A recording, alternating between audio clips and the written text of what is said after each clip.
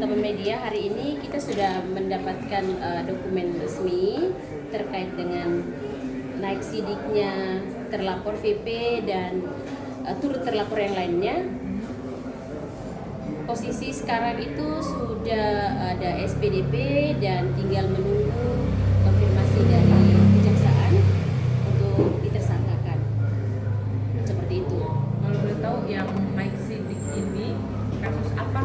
Kanora boleh dijelaskan kembali? Yang naik sidik ini adalah korban-korban dari VP, yaitu Bu Elita yang sudah melapor dari tahun 2024. Karena memang selama ini ada sedikit stuck dengan adanya viral, kita teman-teman media kita update dan viral, dan di situ ada percepatan, ada running sampai hari Senin kemarin itu sudah gelar dan sudah naik sidik. Iya. Kami ingin mengucapkan terima kasih kepada para rekan-rekan media dan wartawan yang ikut membantu kami untuk mengawal kasus ini. Ya, di sini kami tunjukkan surat SP2HP untuk surat perintah penyidikan, pemberitahuan untuk penyidikannya ya. Ya. Itu kerugian korban berapa, bisa dijelaskan? Yang korban dari Ibu Elita ini kerugiannya itu 2,3 M. Dan korban-korban yang lain yang kemarin sudah kita laporkan di Polres Metro Bekasi, hari ini juga kita sudah ada penarikan untuk penggabungan ke Polda Metro Jaya. Kak, mungkin total berapa laporan yang nantinya Polda menangani seluruhnya? Seluruhnya ada 3, karena korban yang berawal dari kita preskon awal waktu itu ada 3 korban, 4 korban termasuk seorang ibu yang lansia itu.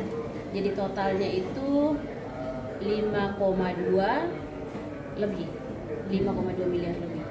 Ada berapa orang? 4 semuanya ada. Kak, berarti kalau untuk sejauh ini mungkin kapan sih rencana mungkin para korban sendiri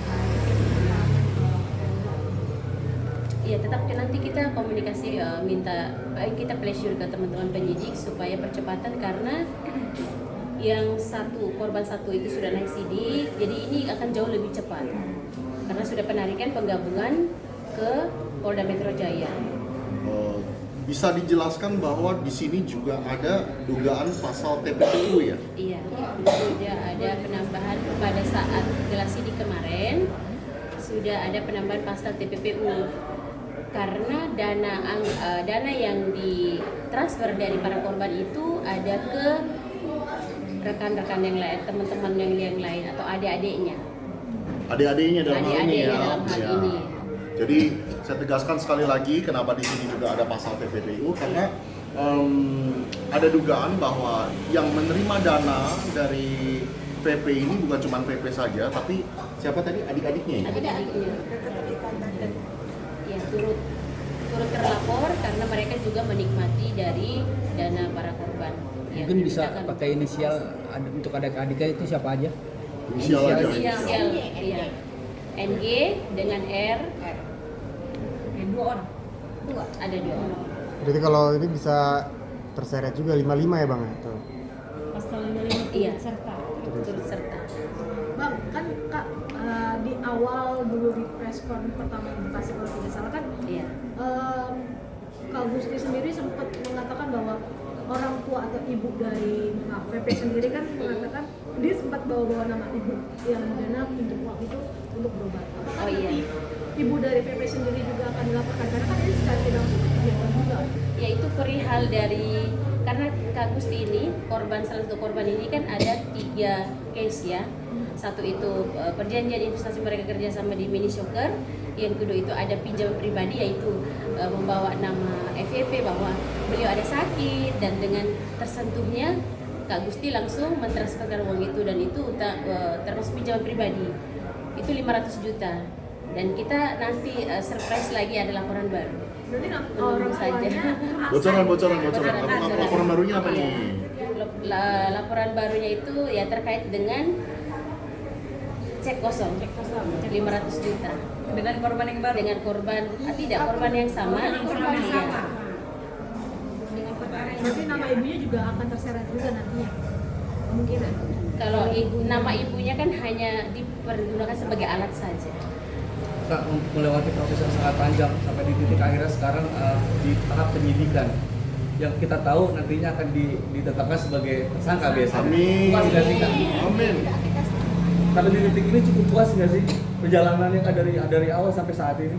Lebih puas lagi ketika sudah melihat tangannya sudah diborgol dan sudah menggunakan jaket baju orange. Sebelum ada korban-korban lagi berikutnya. Iya. Lebih puas lagi kalau dia sudah ditetapkan sebagai tersangka, pakai baju Oyen ada tulisan Shopee. Nah, kita akan lebih puas lagi ya. Jangan lupa belanja di Shopee teman-teman. Mungkin ada atensi buat ke pihak kepolisian juga bekerja dengan profesional dan cepat ya. Ya, sekali lagi kami mengucapkan terima kasih kepada rekan-rekan media dan wartawan yang sudah membantu kami dalam mengawal kasus ini. Kalian adalah pahlawan tanpa tanda jasa, kalian adalah pahlawan-pahlawan keadilan dan mercusuar yang sesungguhnya untuk memperjuangkan keadilan bagi orang-orang yang suaranya tidak terdengar. Kami di sini hanya sebagai salah satu garda terdepan, tapi yang jauh lebih berjasa dalam hal pengawalan kasus VP ini sampai akhirnya naik ke penyidikan adalah kalian semua. Kami harus memberikan apresiasi kepada kalian. Nggak mungkin bisa sampai seperti ini. Mungkin ini yang dikenakan, yang dilaporkan pasal berapa, lalu mungkin masa hukumannya yang akan diterima oleh ancamannya berapa sih? Yang di Polda itu. Nah, untuk di Polda sendiri.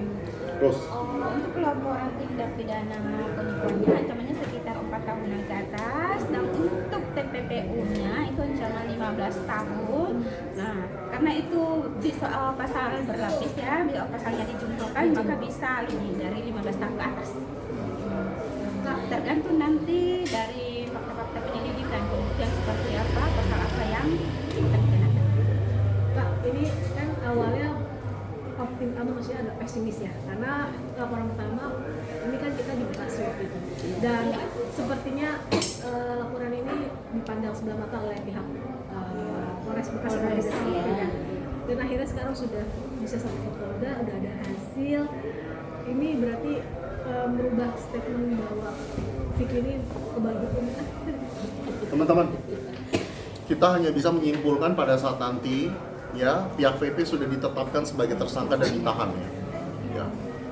Kita nggak mau terlalu cepat menyimpulkan.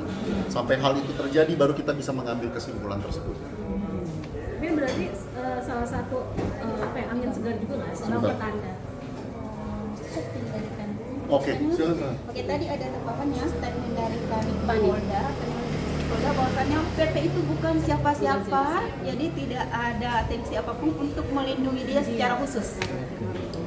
Karena kan saya pas kita datang, kita dijemput sama penyidik sama panitnya di depan. Kita menyampaikan bahwa sekarang situasi kita Indonesia ini kan sudah seperti apa. Kita minta tolong supaya teman-teman penyidik kita bekerja sama, jangan sampai anggapan masyarakat bahwa ini manusia kebal hukum. Lalu mereka menjawab, memang dia siapa? Oke, kalau bukan dia bukan siapa, ayo buktikan gitu. Buktikan bahwa dia itu adalah gladiator. Betul. Ada tambahan bang.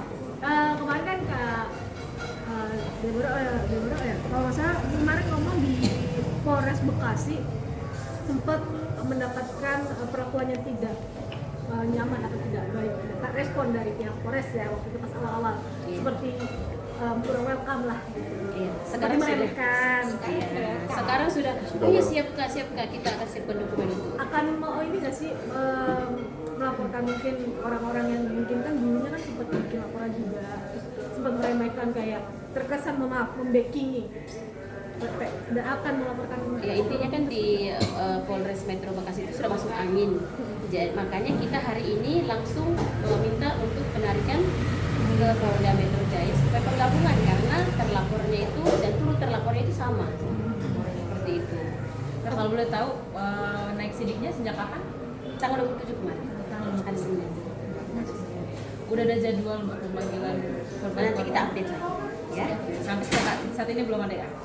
Sudah ada. Tadi sudah sudah komunikasikan teman-teman penyidik ke Kejaksaan Tinggi Bandung, tinggal menunggu, kan ada jeda waktu 3 hari maksimal, kita akan update lagi. Berarti langsung nanti ke Polda dan melakukan gelar perkara ya kak? Oh, Mereka sudah, maksudnya yang penarikan.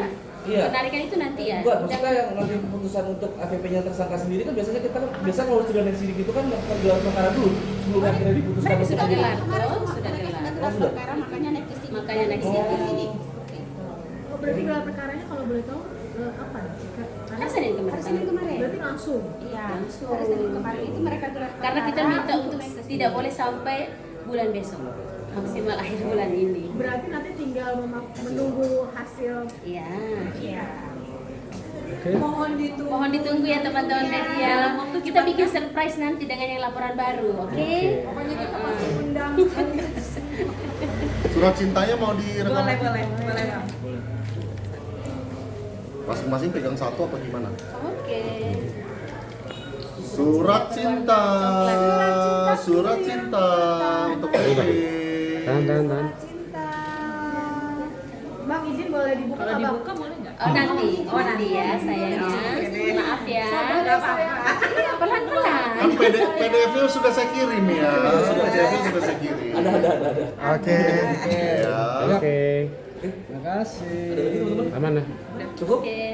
Cukup. Mas Yunus semuanya terima kasih. Oh ya, terakhir tuh apa yang mau disampaikan ke VP Tunggu. sudah naik sidik penyidikan. PP. Tunjukkan. Ya, jadi kamu ini kan selama ini merasa bahwa diri kamu itu adalah gladiator, ya. Jadi surat cinta ini ditujukan kepada gladiator kami bersama, ya. Mudah-mudahan ketangguhan kamu sebagai gladiator nanti bisa kami uji dan kami buktikan, ya, di dalam pemeriksaan kamu dan proses hukum yang akan kamu lewati. Jadi nih VP, mumpung kamu belum ditetapkan sebagai tersangka, pesan saya cuma satu sama kamu. Puas-puasin nikah lagi dari sekarang. Karena kasih waktumu tahu itu sudah dekat. Waktumu itu sudah tiba di mana kamu akan menuai segala sesuatu yang sudah kamu tabur, ya. Oke. Itu saja pesan dari saya. Siap.